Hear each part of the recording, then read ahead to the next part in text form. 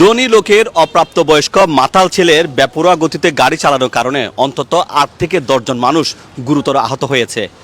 ধনীর ছেলে বাবাকে না জানিয়ে তার গার্লফ্রেন্ডকে নিয়ে এই গাড়ি নিয়ে চলে গিয়েছিল ফটিকছড়ি থানায় 17 আগস্ট রাতে।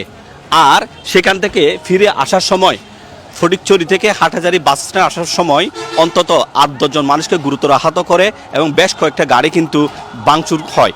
এদিকে যেমনটা দেখতে পাচ্ছেন উত্তেজিত জনতা 18 আগস্ট মঙ্গলবার ঠিক দুপুরের আগে হাটহাজারী বাস স্ট্যান্ড ত্রিবেণী মোড় এলাকায় যখন এই গাড়িকে আটক করে তখন উত্তেজিত জনতা ব্যাপক ভাঙচুর করে। পরিস্থিতি বেগতিক দেখে ধনীর সে 18 বছর বয়সী ছেলে বা তার কম বয়সী ছেলে পালিয়ে যায়। আর গাড়িতে ছিল 18 বছর বয়সী বা তার কম সেই ধনীর মাতাল ছেলের মাতাল বান্ধবী। অর্থাৎ এই ছেলে মেয়ে উভয়জনে নাকি মাদকাসক্ত ছিল বা তারা মাদক সেবন করেছিল। আর এই অবস্থা যেমনটা দেখতে পাচ্ছেন। এদিকে উত্তেজিত জনতা যারা গাড়ি ভাঙচুর করেছে ঘটনার কারণ জানানোর জন্য পুলিশ তাদেরকে তাদের হেফাজতে নিয়ে গেছে। আর যে মাতাল বান্ধবী ধনী লোকের সে ছেলের তাকেও পুলিশ হেফাজতে নিয়ে যাওয়া হয়েছে।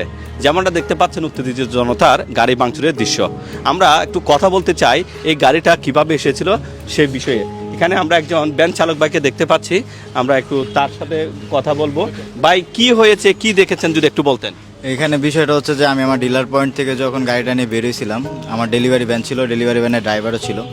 তখন আমি ডেলিভারি দিতে যাচ্ছিলাম ইসাপুর। তখন এই গাড়িটা বেপরোয়া গতিতে আসার কারণে আমার ডেলিভারি ভ্যানের যে ড্রাইভার ছিল ও এক সাইডে ব্রেক করছে। ব্রেক করার পরে ও কি করছে, একদম এত স্পিডে আসছে, ব্রেক না করতে পারে আমার গাড়ির একটা সাইডে লাগাইছে। আমার যেহেতু স্টিলের গাড়ি ছিল হালকা বাঁকা হয়ে গেছে, তেমন ক্ষতি হয় নাই। যদিও ব্রেক না করতে পারতো তাহলে গাড়িটা ডাইরেক্ট খালে পড়ে যেত। এই গাড়িটার মধ্যে একজন ড্রাইভার ছিল, মহিলা ছিল, ঠিক আছে। ওর ড্রাইভারও আপনার মাতাল অবস্থায়, মহিলাটাও মাতাল অবস্থায় ছিল।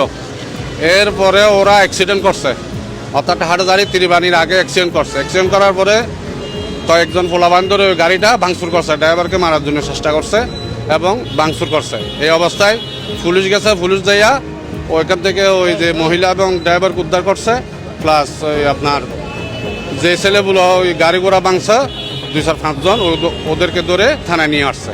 যিনি গাড়ি চালাচ্ছিলেন ওনার বয়স কত হতে পারে? ওনার বয়স তো কমসম 45।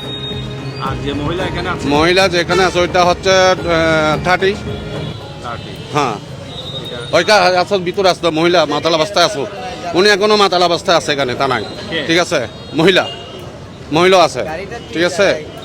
এখন গাড়িটা মাতাল অবস্থায় গাড়ি চালায় আসতেছে, ওদের দোষ নাই। আর যারা ভাঙচুর করছে তাদেরকে দোষ হয়ে গেছে। হ্যাঁ, ওদের তো দোষ নাই। ওরা মাতাল অবস্থায় রোডের মধ্যে গাড়ি চালাবে, মানুষ মারবে, তো ওইগুলা ফুলাবানি ওইগুলা প্রতিবাদ করবে না। ওরা তো বিএনপির এখন বর্তমানে ছাত্র দলের সব ধরবে ওরা। হ্যাঁ, ওদের তো দোষ নাই। ওরা তো গাড়ি ভাঙার দরকার। মাতাল অবস্থায় আপনারা গাড়ি চালাবেন, মাতাল অবস্থায় মহিলা মাতাল অবস্থায় থাকবে, তাহলে ওইখানেও ধরবে না। বিএনপির ফুলাবানি ধরছে আর কি, কেন ওদের দোষ কি? পুলিশে ওদেরকে নিয়ে এখানে হাজতে ঢুকে ফেলছে। যে ঘটনাটা ঘটছে তো ত্রিবেণীর সামনে হাটহাজারী বাজারে। না, অন্য কোনো গাড়িতে আঘাত করে না। ওরা চাইছিল যে ওর ড্রাইভারকে মারার জন্য। ড্রাইভারকে যখন ওখানে তো অনেক লোকজন হয়ে গেছে, কেউ ড্রাইভারে বাঁচাচ্ছে। এরপরে ফোলাফানি করছে, গাড়ি ঘোড়া ভাঙছে আর কি। গাড়ি জাম ছিল প্রায় আধা ঘন্টার মতো ছিল। এখানে মনে করেন আপনার যদি গাড়ি তুলে দেয়, আপনি কি সইতে পারবেন? 3 জনকে অ্যাক্সিডেন্ট করছে ওরা। 3 জনকে অ্যাক্সিডেন্ট করে লাশে আমাদের যারা হামলা করছে গাড়ির উপরে, তারপর যারা পাশে আছে ওরা বেঁচে গেছে, বুঝেন নাই?